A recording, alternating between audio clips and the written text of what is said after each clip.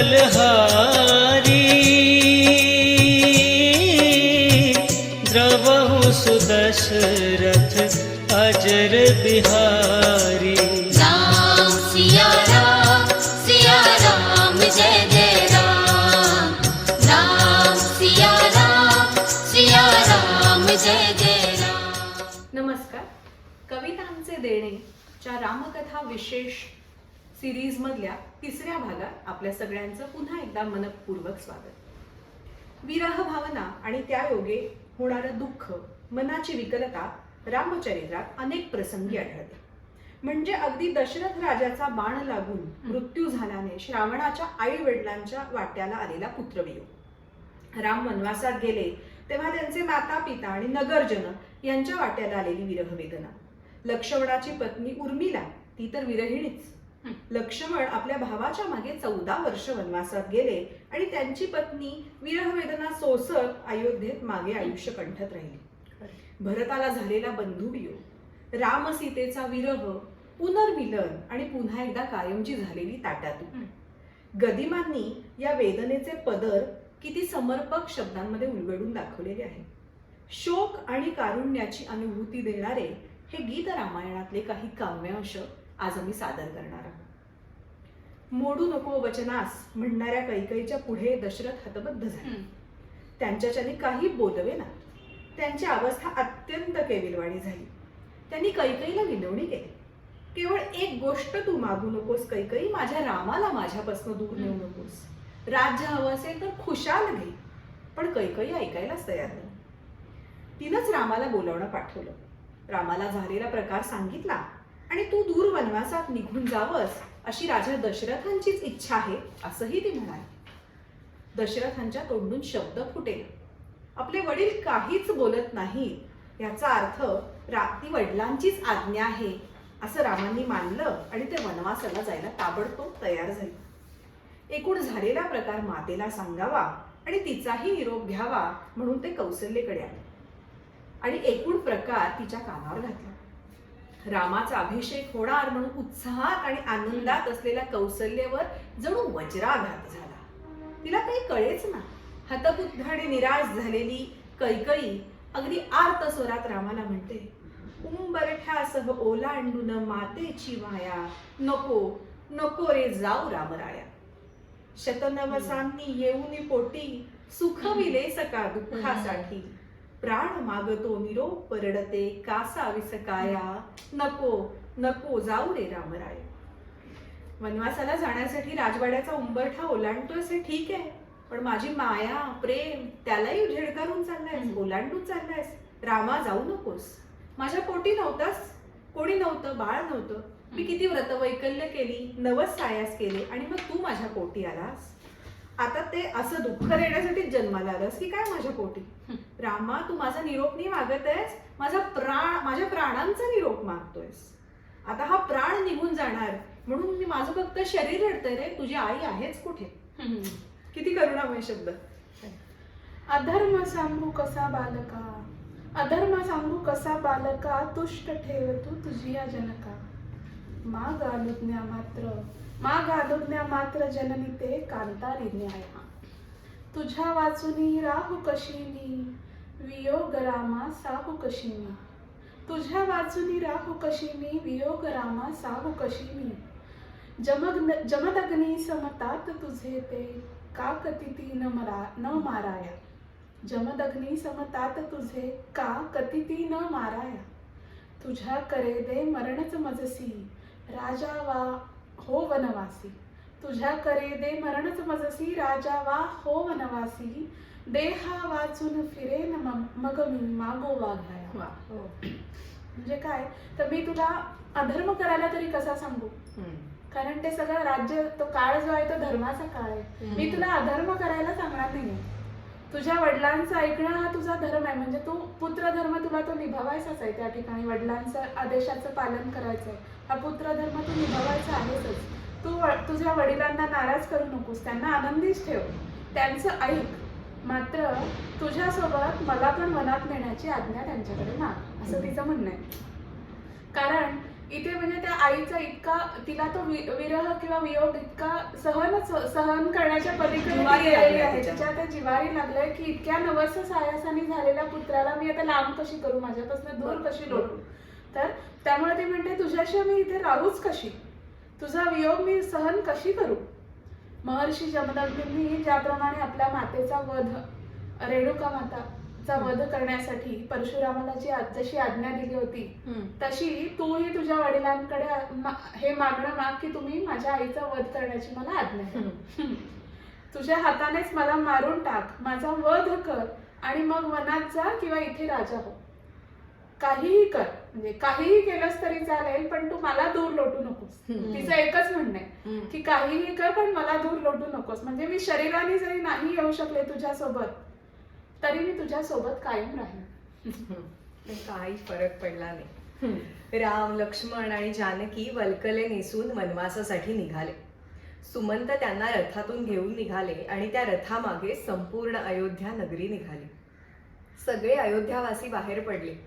ते सुमंताला विनवू लागले, राम चालले तो तर सत्पथ, थांब सुमंथा थांब वीरे रथ, थांबा रामा थांब जानकी, चरण धूळ द्या धरू मस्तकी. काय घडे हे आज अकल्पित, थांब सुमंथा थांब वीरे रथ, राम राज्य या पुरी यायचे, स्वप्न लोचनी अजून कालचे, अवचित झाले भग्न मनोरथ, थांब सुमंथा थांब वीरे रथ. राम ज्या मार्गावरून चालले तोच खरा योग्य मार्ग आहे. श्रीराम हे पित्याचे वचन पाळण्यासाठी वनवासात जात आहेत.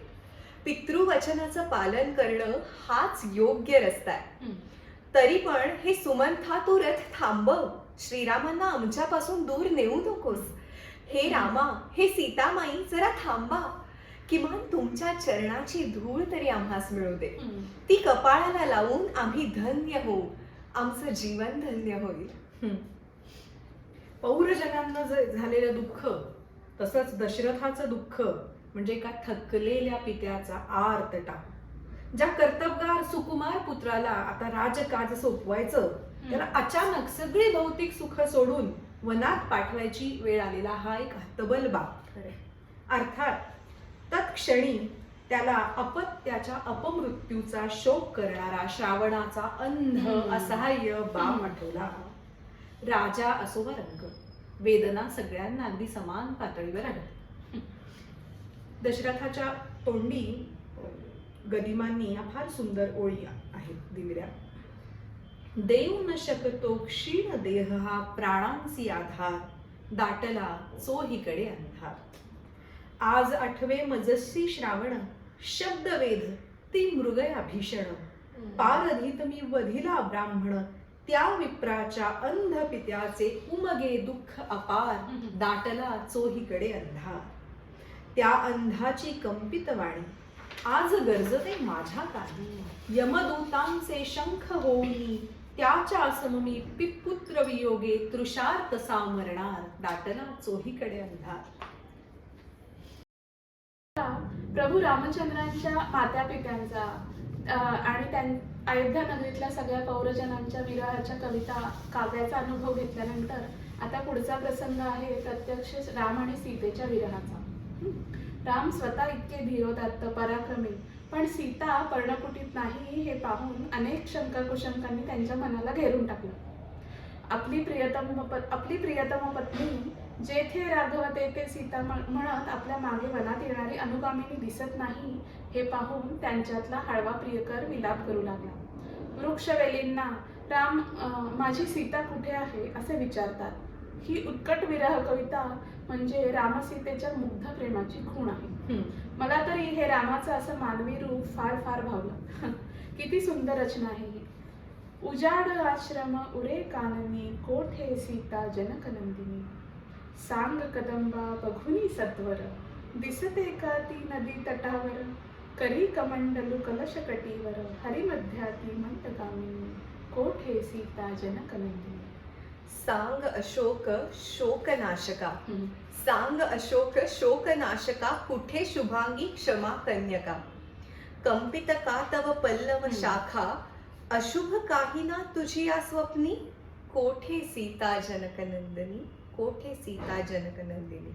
घात घटिका पुन्हा पातली, सीते सीते सखे मैथिली.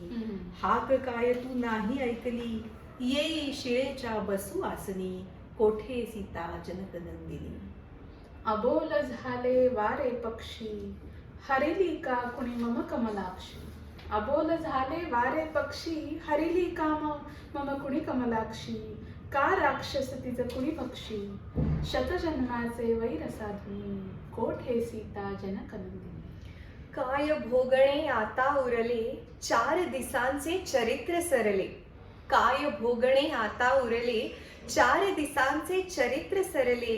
हे दुःखाचे सागर भरले, यात जाऊ दे राम वाहुनी, कोठे सीता जनकनंदिनी. वा. आणि सीतेची विरहव्यथा बघ ना. तो रामदूत महारुद्र हनुमान ती खुणेची मुद्रिका घेऊन अशोकवनात सीतेला भेटायला गेला.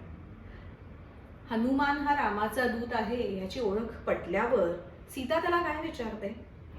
हातात धनु ते अक्षय भाता पृष्ठी, विरहात काय ते राघव झाले कष्टी. का श्यामल वलये नयनात नयन तळी चिंतांची.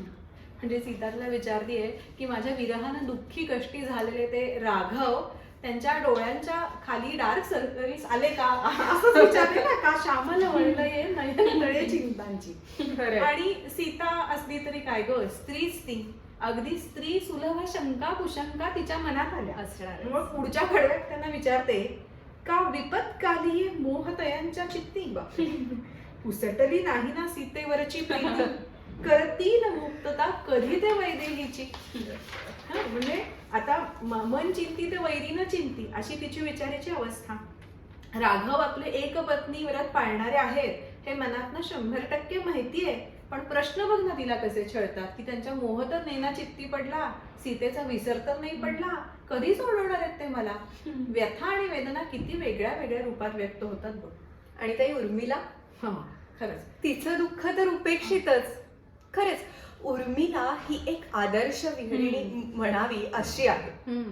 म्हणजे लक्ष्मणांनी तिला मागे टाकून आईबापाची काळजी घ्यायला सांगितल्यानंतर तिने दुःखाचे कड गिळून कर्तव्यपूर्ती केली. बरोबर. पण तिच्या व्यक्तिमत्वाला त्या कथेत तितकंस स्थान मिळालं नाही. खरंच आपण कधी केलाय उर्मिलेचा विचार?